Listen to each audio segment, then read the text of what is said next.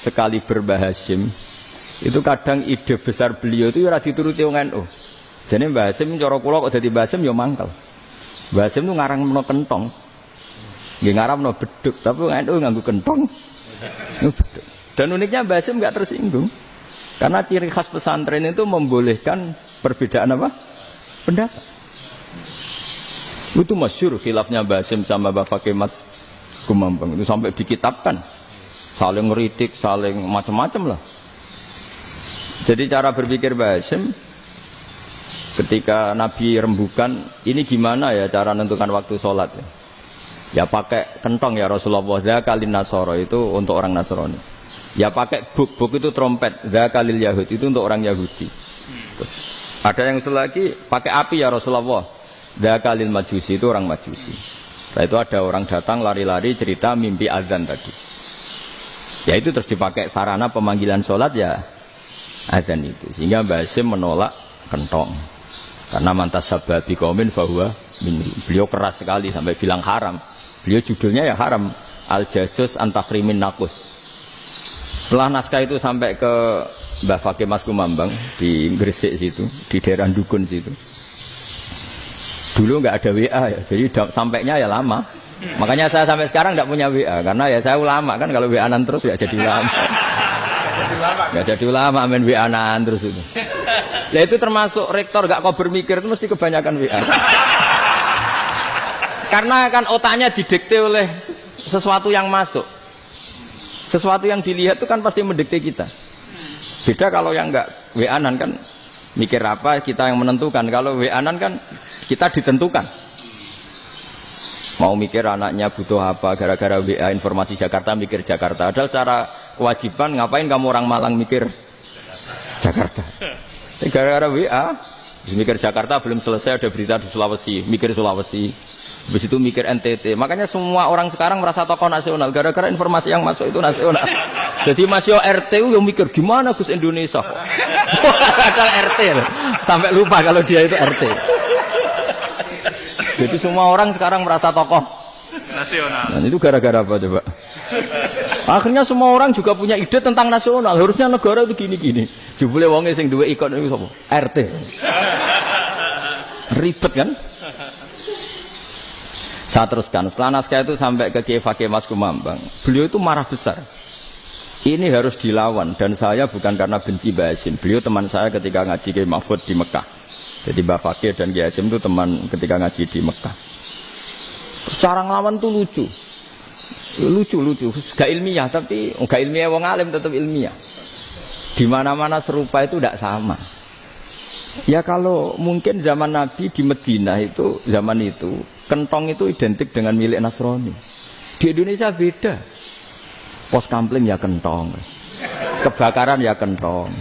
Wae sarapan orang di LP ya pakai kentong. Jadi tidak ada jaminan kalau kentongan itu identik dengan Nasrani. Lalu haramnya di mana? Yang di mana-mana tasabuh itu identik. Ini tidak identik. Mulai masalah kan? Mulai masalah. Jadi beliau gaya judul Hazruus. Hazruus itu kepala bergeleng-geleng. Sekarangan kok ngene. Jadi sekarangan kok provokatif gitu. Nah.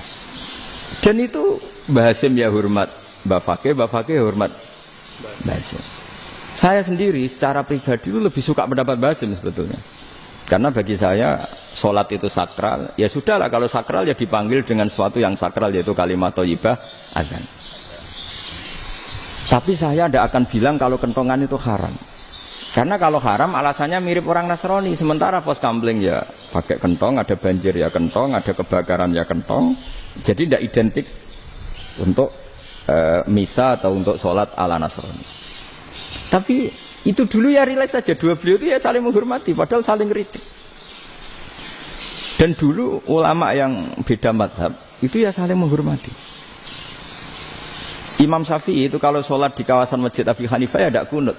Ketika ditanya kenapa kamu tidak kunut, sementara engkau berpendapat kunut itu sunat. Ikroman di hadal madhab. Saya sangat menghormati madhab.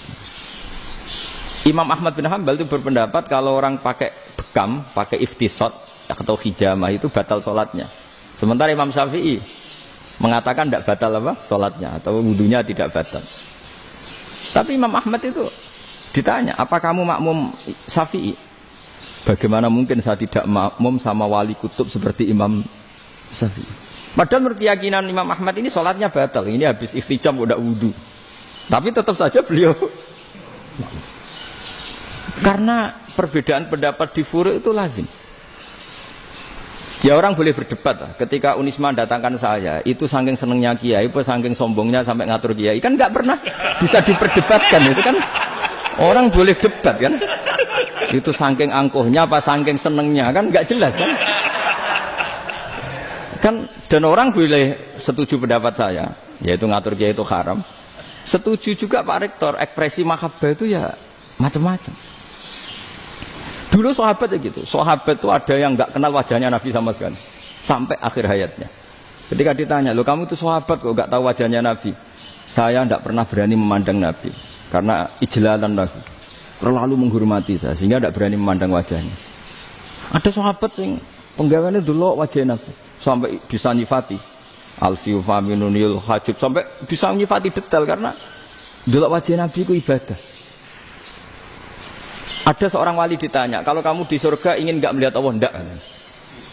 Loh, tapi semua orang ingin melihat Allah.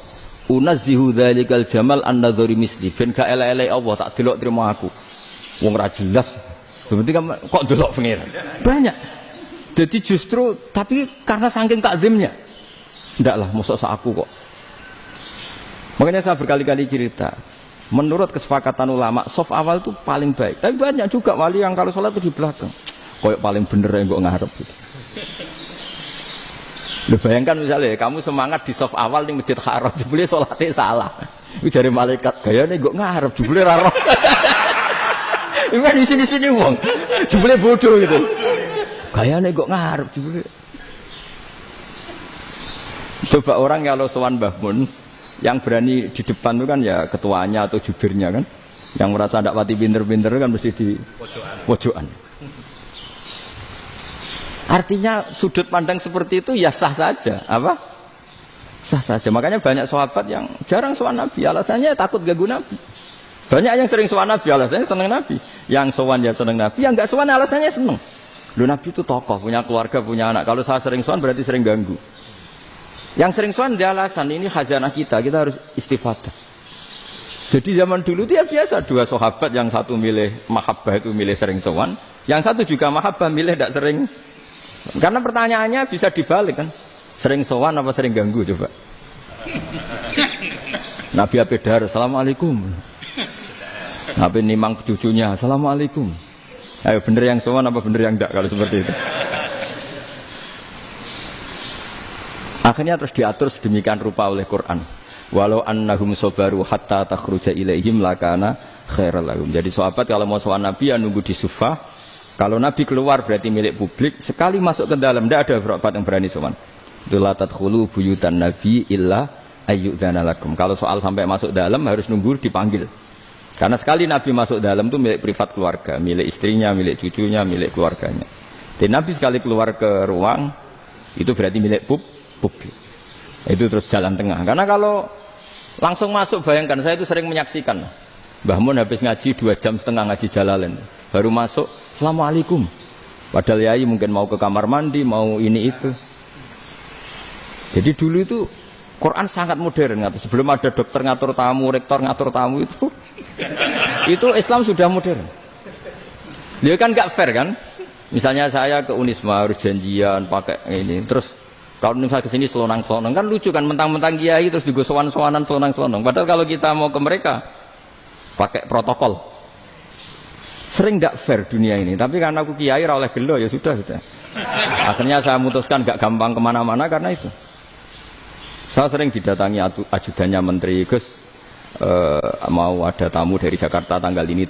Mesti saya bilang, mereka milih tanggal yang mereka kosong. Kok gak mikir apa pas itu kosong? Tak jawab enggak lah. Sebelum diatur bahasanya dan tawaduknya. Gitu. Akhirnya dibalik, datang lagi. Gus jam jenengan kosong apa kita menyesuaikan. Lah aku lagi ada akhlak kata saya. Itu baru punya akhlak kata saya.